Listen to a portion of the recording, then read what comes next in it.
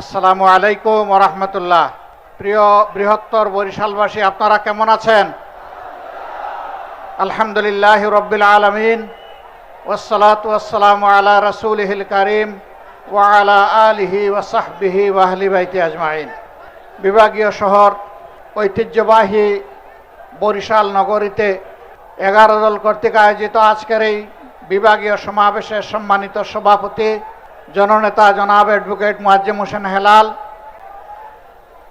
আজকের এই সমাবেশে উপস্থিত এনসিপির কেন্দ্রীয় আহ্বায়ক, মহান জাতীয় সংসদে বিরোধী দলীয় চিফ হুইপ জনাব নাহিদ ইসলাম, ৭১-এর রণাঙ্গনের লড়াকু যোদ্ধা শহীদ প্রেসিডেন্ট জিয়াউর রহমানের ঘনিষ্ঠজন, এলডিপির সম্মানিত চেয়ারম্যান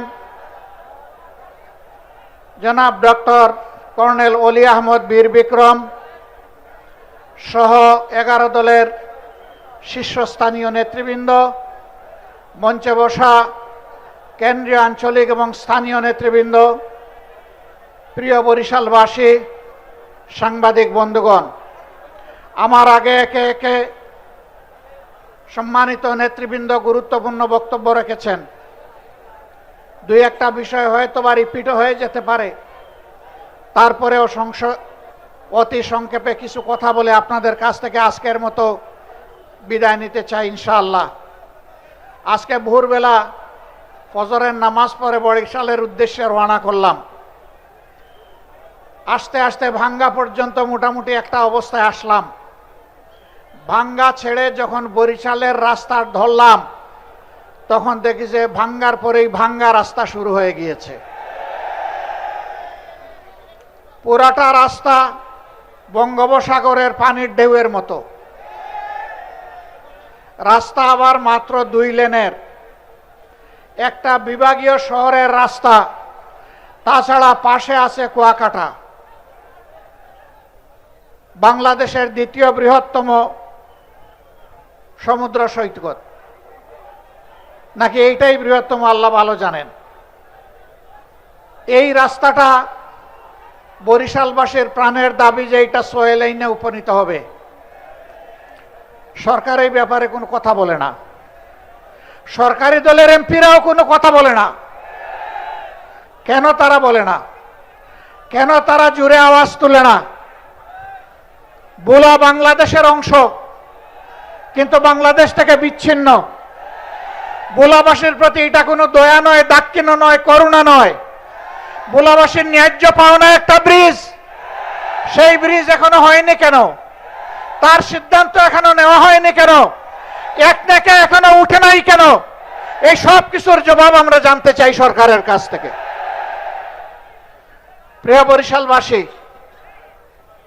রেল হচ্ছে যোগাযোগের নিরাপদ এবং সহজ মাধ্যম। বাংলাদেশের বিভিন্ন জায়গায় রেল লাইন থাকলেও বরিশালবাসী রেল লাইনের গল্প শুনেছে, রেল লাইন দেখে নাই। কি অপরাধ বরিশালবাসীর? এখানে রেল লাইনও দিতে হবে। এইভাবে ন্যায্য যে দাবিগুলো আছে, আমি সরকারের কাছে আহ্বান জানাই, আপনারা ওয়াদা করেছেন, আপনাদের 31 দফায় বলেছেন আপনারা যদি ক্ষমতায় যান তাহলে সুষম উন্নয়ন করবেন। বরিশালকে বঞ্চিত রেখে আল্লাহর কসম সুষম উন্নয়ন হবে না। তাদের পাওনা তাদেরকে দিতে হবে, তাহলেই সুষম উন্নয়ন হবে।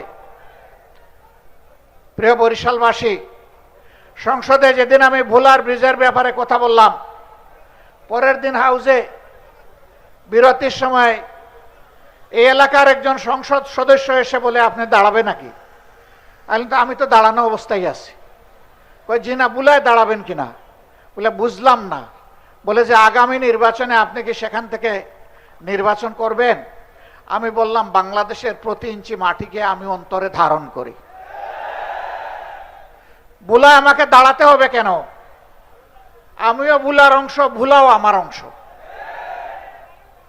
আমার হৃদয় থেকে বাংলাদেশের 1 ইঞ্চি জমিকে আলাদা করা যাবে না ইনশাআল্লাহ। যেখানেই বঞ্চনা সেখানেই আওয়াজ তুলব ইনশাআল্লাহ। প্রিয় ভাইরা, আমরা আপনাদের সাথে আছি, আমরা আপনাদেরই। আপনারা কি আমাদের সামনে বিপদে আপদে থাকবেন একসাথে? মোবারকবাদ। এবার আসুন, আজকে যে কারণে এখানে এসেছি, আমরা এসেছি গণভোটে আপনারা হা বলেছিলেন। এদেশের 70% মানুষ হা বলেছে। হা বলার মাধ্যমে তারা জানিয়ে দিয়েছে অতীতের পচা রাজনীতি এবং শাসন ব্যবস্থা আমরা আর চাই না।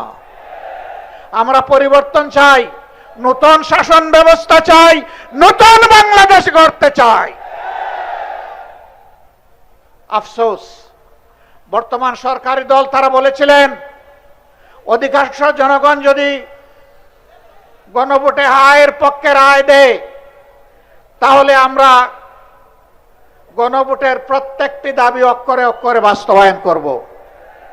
আমরাও বলেছি, তারাও বলেছেন গণভোটে হা বলুন, আমরাও বলেছি গণভোটে হা বলুন। কিন্তু হা যখন বিজয়ী হলো, যেভাবেই হোক মেকানিজম করে তারা যখন ক্ষমতায় চলে গেলেন, তখন হাটা তারা ভুলে গেলেন। এখন বলতে বলতে এসে তারা বলতেছেন আমরা কখনো সংস্কারের কথা বলি নাই।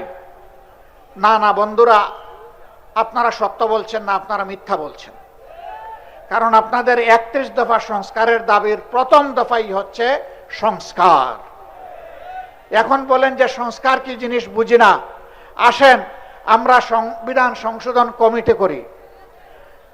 আমাদের সংসদের ভিতরে আপনারা দেখবেন মাঝে মাঝে একজন অবৈতনিক শিক্ষক তিনি আমাদেরকে সবক দেন, এইটা সংবিধান, ওইটা সংবিধান, এইটা ধারা, ওইটা ধারা।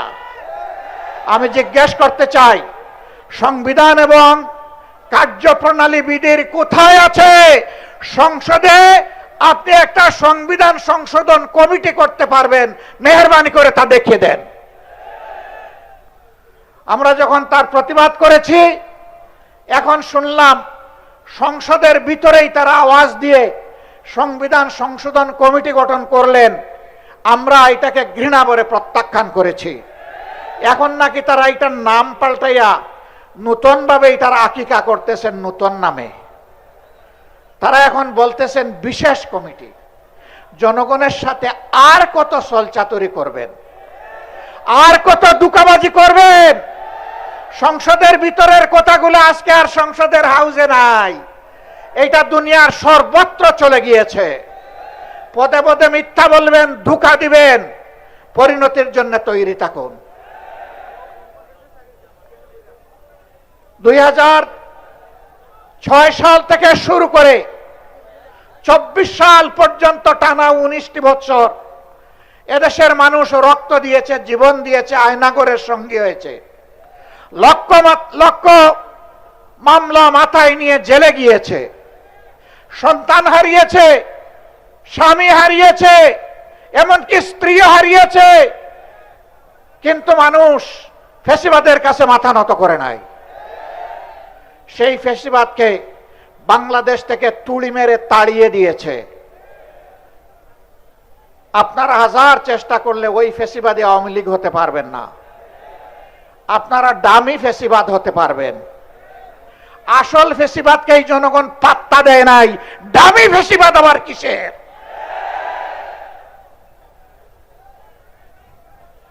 ফ্যাসিবাদ যে পথে হেঁটেছে আপনারা সেই পথে হাঁটছেন।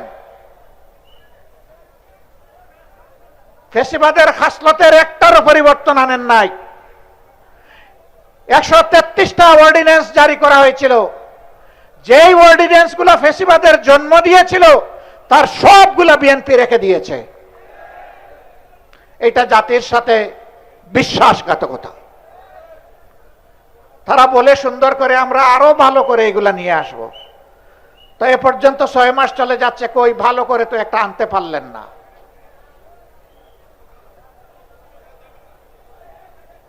আমরা বুঝতে পারছি জনগণকে ধোঁকা দেওয়ার জন্য আরেকটা অপকৌশলের আশ্রয় তারা নিতে পারেন। তাদের মন মতো একতরফা ওই অবৈধ কমিটিতে আলাপ আলোচনা করে, সংবিধান সংশোধন কমিটি বলে কোনো কমিটি নাই, এটা অবৈধ যদি গঠন করা হয়ে থাকে। ওখানে আলাপ আলোচনা করে তাদের মন মতো কিছু জিনিস স্বৈর শাসনকে পাকাপোক্ত করার জন্য তারা হয়তো নিয়ে আসবে, 2/3 জুড়ে হয়তো পাশও করবে। তারপরে বলবে আগে তো সংবিধানে গণভোট ছিল না, এখন 15 সংশোধনী বাতিলের মাধ্যমে এটা ফিরে এসেছে, আমরা এখন এই বিষয়গুলোই এখন গণভোটে দেব। এরকম কোনো বাউতাবাজি যদি করা হয়, অগ্রিম বলে রাখছি, এই জাতি আপনাদেরকে ছেড়ে কথা বলবে না। সাবধান, ঢোকার পথে পা বাড়াবেন না। আমাদের সাফ কথা, যে গণভোটে জনগণ 70 রায় দিয়েছে, সেই একই দিনের ভোটে আপনারা সরকার বলে এখন দাবি করছেন। ওই গণভোট না থাকলে এই সরকারও মানা হবে না। ওই গণভোট যদি ব্যর্থ হয়, সরকারকেও ব্যর্থ করে দেওয়া হবে। ওই গণভোট মানতে আপনাদেরকে জনগণ বাধ্য করবে ইনশাআল্লাহ। আপনারা 91 সালের পরে ক্ষমতায় এসে বুঝেন নাই কাকে কেয়ারটেকার সরকার বলে, শেষ পর্যন্ত বুঝেছেন ঠিকই। আমরা বলবো জাতির ক্ষতি করে বুঝবেন না, এখনই বুঝুন। আমরা রাজপথে এইভাবে থাকতে চাই না। আমরা সবাই মিলে দেশ গড়ার কাজে অংশগ্রহণ করতে চাই। কিন্তু আপনারা যেভাবে ধাক্কায় ধাক্কায় আমাদেরকে রাজপথের দিকে দিচ্ছেন, রাজপথ জ্বলে উঠলে সেই আগুনের অনেক কিছু পুড়ে ছারখার হয়ে যাবে। 24-এর একটা চমৎকার স্লোগান ছিল আমাদের সন্তানদের, লেগেছে রে লেগেছে, রক্তে আগুন লেগেছে, রক্তে আগুন ধরাবেন না। এই প্রজন্মের আর পরীক্ষা নেবেন না। এরা পরীক্ষিত, এরা বিজয়ী, এরা বীর। এই জুলাইকেও ধামা চাপা দেওয়ার জন্য কত কসরত, এইটা ওইটা। 71 সাল অবশ্যই এটি আমাদের গর্বের, এটি আমাদের ইতিহাসের সোনালী অংশ। 24 টানতে গিয়ে 71 টানতে হবে কেন? 71 থাকবে 71-এর মর্যাদায়, 24 থাকবে তার মর্যাদায়। এই 24 আমরা হারিয়ে যেতে দেব না ইনশাআল্লাহ। 24-এর বীরদেরকে যথাযথ রাষ্ট্রীয় সম্মানে সম্মানিত করতে হবে, সে শহীদ হোক আর গাজী হোক। 24 নিয়ে কোনো অবহেলায় জাতি বরদাস্ত করবে না। 24-এর ঐতিহ্য নিয়ে গড়ে ওঠা জুলাই স্মৃতি জাদুঘর, এইটাও ভুলিয়ে দেওয়ার চেষ্টা করা হচ্ছিল আপনাদের দাবি এবং সংসদে বিরোধী দলের দাবির কারণে। ওয়াদা করা হয়েছে আগামী 5 তারিখ খুলে দেওয়া হবে। আমরা কিন্তু এটা আগেই ভিজিট করে এসেছি। সেই ভিজিটে নাহিদ ইসলামও ছিলেন, আমিও ছিলাম, আর ওই সংসদের অবৈতনিক শিক্ষকও ছিলেন। আমরা যদি এবার গিয়ে দেখি এর মধ্যে কোনো পরিবর্তন আনা হয়েছে, আমরা আবার গর্জন করব। আমরা চুপ থাকবো না, তার প্রতিবাদ করব। যদি কোনো ঐতিহ্য গায়েব করা হয়ে থাকে, 16 আনা তাদের কাছ থেকে আমরা তা আদায় করে ছাড়বো ইনশাআল্লাহ। সম্মানিত ভাইরা, আমাদের সাফ কথা, গণভোটের গণরায় মানতেই হবে। যারা জনগণের ভোট মানে না, এরা গণতন্ত্র মানে না, এরা গণতন্ত্রের শত্রু। আমরা চাই না এই সরকারকে আমরা গণতন্ত্রের শত্রু বলি। দেরিতে হলেও আমরা অনুরোধ করব, ফিরে আসুন, ফিরে আসুন। জনগণের রায়ের প্রতি আপনারা সম্মান প্রদর্শন করুন। বিরোধী দলের আসনগুলোতে বৈষম্য করা হচ্ছে। বৈষম্যের জন্য জুলাই হয়নি, বৈষম্যের কবর রচনা করার জন্য জুলাই হয়েছিল। সংসদে আমরা তার প্রতিবাদ করেছি। এই বৈষম্য আমরা মেনে নেব না, তার বিরুদ্ধে আমরা জ্বলে উঠবো ইনশাআল্লাহ। সময় থাকতে সাবধান হয়ে যান, সংশোধন হয়ে যান, মানুষের ম্যান্ডেটের প্রতি সম্মান প্রদর্শন করুন। দ্রব্যমূল্যের জাতাকলে জনগণ পিষ্ট। গ্যাসের দাম বাড়ানো হয়েছে, তেলের দাম বাড়ানো হয়েছে, বিদ্যুতের দাম বাড়ানো হয়েছে। এক একটা পরিবারের উপর 5-7 হাজার টাকার ট্যাক্স বাড়িয়ে দেওয়া হয়েছে।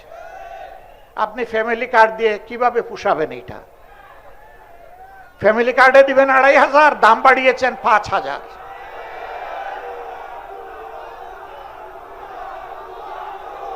সম্মানিত ভাইয়েরা, ইনশাআল্লাহ যদি এর ভিতরে তারা না মানেন, সিলেটে আমাদের সমাবেশ রয়েছে 25 তারিখ। আমরা আশা করব এর ভিতরে তাদের শুভবুদ্ধির উদয় হবে। তারা ঘোষণা দিবেন যে হ্যাঁ, আমরা গণভোট মেনে নিলাম। যদি মেনে না নেন, তাহলে ঢাকার মহাসমাবেশের জন্য আপনারা প্রস্তুত থাকুন। হাতে চিড়া মুড়ি নিয়ে আপনারা রওনা করতে পারবেন তো ইনশাআল্লাহ? আমরা কোনো বিরানি দিতে পারবো না। আমরা ইনশাআল্লাহ যদি কিছুই না থাকে রোজা রাখবো, আর না হয় একটুখানি চিড়া আর সামান্য একটু গুড় নিয়ে আমরা রওনা করবো ইনশাআল্লাহ। এর শক্তি অ্যাটম বোমার চাইতেও শক্তিশালী। আপনারা রাজি, তৈরি, প্রস্তুত? যে কোনো মূল্যে নিজের অধিকার আদায়ের জন্য লড়বেন ইনশাআল্লাহ। লড়াইয়ের পিছন ভাগে নয়, এই নেতৃবৃন্দ সবাই অগ্রভাগে থাকবেন ইনশাআল্লাহ। আল্লাহ হাফেজ। বাংলাদেশ জিন্দাবাদ। 11 দলীয় ঐক্য জিন্দাবাদ। ফ্যাসিবাদ নিপাত যাক। আসসালামু আলাইকুম ওয়া রাহমাতুল্লাহ।